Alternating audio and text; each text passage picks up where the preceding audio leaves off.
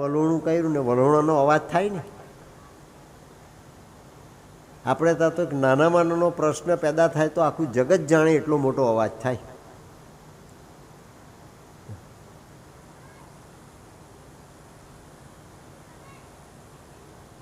લાલો જાગી ગયો એના પારણામાં સૂતેલો તે, એટલે એણે વસુદેવના ટોપલામાંથી પગ બહાર કાઢેલો. એ એની પહેલામાં પહેલી લીલા, સૌથી પહેલી લીલા. અને તે મથુરાથી ગોકુળ આવ્યો. Exile of lord Krishna from Mathura to Vrindavan એ જગતની 4 મહાન ઘટનામાંની એક ઘટના છે. હું તમને એની મહાનતા બતાવું છું. લાલાએ પગ બહાર કાઢ્યો કે લાલો જમના પાર કરીને વસુદેવના માથા પર બેસીને આવ્યો.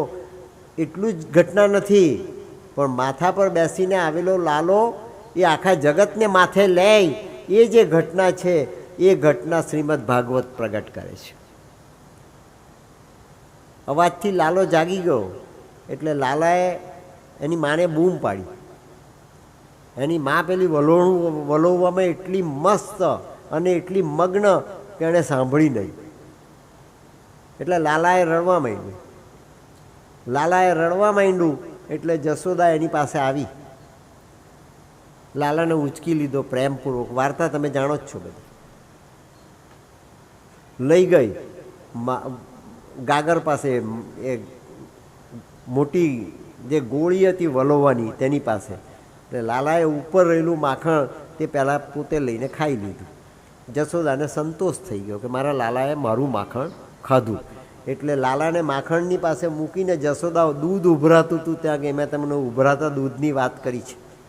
આપણે માખણ બનવાનું છે, આપણે દૂધ ઉભરાય તે દૂધ બનવાનું નથી. એવા ઉભરાવું, એવા ઉભરાવું, એવા ઉભરાવું કે ઉભરાઈ જઈએ. અને આપણે ઉભરાઈ જઈએ જેને ગરમ કરવાને માટે આપણા માલિકે એ અગ્નિ પર આપણને મૂક્યા, એ અગ્નિ જ આપણને ભક્ષ કરી જાય, જીવન આપણો ભક્ષ કરી જાય એવું જીવન ન જીવવું.